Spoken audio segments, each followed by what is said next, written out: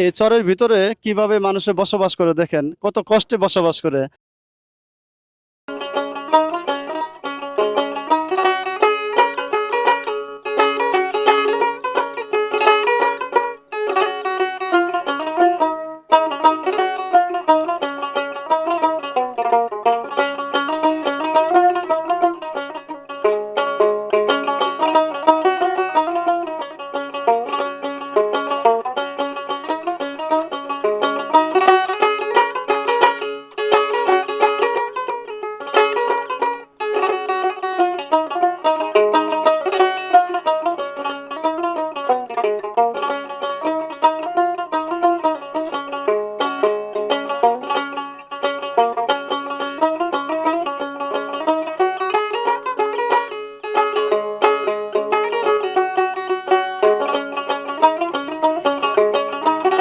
এই জাফরগঞ্জ চরের ভিতরে আমরা আসছি, এই ভাই ট্রলার নিয়ে আসছে।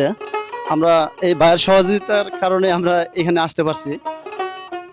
তো আমি ভাইয়ের সাথে একটু কথা বলবো, আপনারা জানবেন যে এই চরটা কত বড়, আর এই চরের ভিতরে কিভাবে মানুষে বসবাস করে দেখেন, কত কষ্টে বসবাস করে।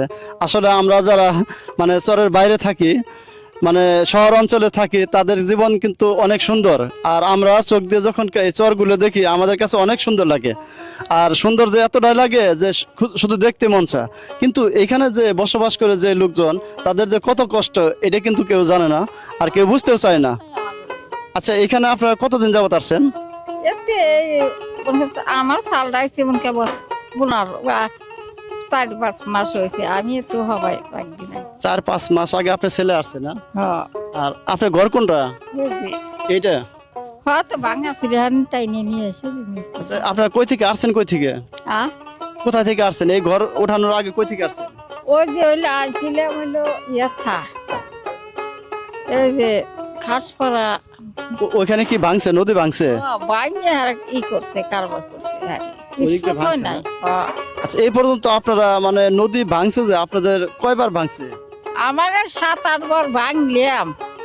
7-8 বার ভাঙছে? কিছু থাকে নাই আমার। ও আচ্ছা। আর এখানে যে ঘরটা উঠাইতেছেন, এখানে এই বর্ষা সিজনে কি এখানে পানি আসে না? বর্ষার মধ্যে জানি না তো কিছু জানেন না? না। ও আচ্ছা। এখানে আপনার ছেলে মেয়ে, তারপর আপনার স্বামী সবাই আছেন এখানে? আছে, বুড়িয়া বুঝে গেল। ও আচ্ছা আচ্ছা। তো আপনারা এখান দিয়ে চলাফেরা করেন? এখানে তো কোনো রাস্তা নাই, এই ক্ষেতের ভিতর দিয়ে আপনারা আসা লাগে না? আমার ক্ষেতের ভিতরে দিয়ে আসার, মানুষের ক্ষেতের ভিতরে আমার যাওয়া লাগে, কি করবো। আচ্ছা, আপনারা এইখানে কিভাবে চলেন? এখানে আপনাদের চলে কেমনে? সংসার চলে কেমনে? কি করেন এখানে? তো চাওয়ালটা তার মতো বাইকে নিয়েছে, এত বুড়িয়া বুড়ি করবি। মানে আপনাদের এখানে জমি জমা চাষ করার মতো তো আর কিছু নাই? নতুন আসছেন আপনারা? না, কিছু নেই আমাদের, মানুষের বুড়ি আবাদ করতেছে। তো আমি করিনি, এই থেকে সবাই আইসি। আমি আসলেও আমার এই ভিডিওটা যারা দেখবেন, অবশ্যই আমি তাদের কাছে অনুরোধ করব, যারা এই চরের ভিতরে আসবেন কিংবা কোথাও ঘুরতে আসবেন, এই সমস্ত মানুষের যদি একটু সহযোগিতা করতে পারেন পাশে থেকে, তাহলে মনে হয় অনেক উপকার হবে তাদের জন্য। আমরা চোখ দিয়ে দেখি অনেক সুন্দর, অনেক সুন্দর প্রাকৃতিক জিনিস সুন্দর, কিন্তু প্রাকৃতিকের ভিতরে যে বসবাস করে সেই জানে যে জীবনটা কত কঠিন। ওনারা আসছে, ওনার এই পর্যন্ত 7 বার বাড়িঘর ভাঙছে। ওনাদের জায়গায় যদি আপনি অথবা আমি থাকতাম তখন কি করতে পারতাম, সেটা অবশ্যই আপনারা খেয়াল করবেন। চর জিনিসটা দেখতে ভালো। আমরা চর দেখতে আসছি অনেক দূর থেকে, অনেক দূর থেকে। এই সকালে রওনা দিছি, রাত্রে পৌঁছাইছি। এখন পর্যন্ত আমরা মানে শেষ করতে পারি নাই। আর আপনি এখানে 4-5 মাস যাবত আসছেন না? এখানে কি আপনাদের গরু ছাগল আছে না? গরু ছাগল কোনো কিছু নাই? কোনো কিছু আছে, আছে। ও আচ্ছা আচ্ছা। আর এই ঘরটা কি আপনার একটা ঘরই, আর কোনো ঘর নাই? এই যে বাঙ্গা ছুরি আছে এগুলো না? আচ্ছা, যাই হোক, আপনাদের যে সমস্যাগুলো হয়েছে সবই আল্লাহর ইচ্ছা। যেদিক হচ্ছে মানে যেদিক ভাঙতেছে ওদিক তো ভাঙতেই আছে, ওদিক আর শেষ নাই। সবই আল্লাহর ইচ্ছা। এটা মানুষে ফিরাতে পারতেছে না যে এতটা ভাঙছে, এই নদীতে ভাঙতেছে। তো আমি দোয়া করি আপনারা ভালো থাকেন, এই ভাঙার ভিতরে যাতে আর না থাকতে হয়।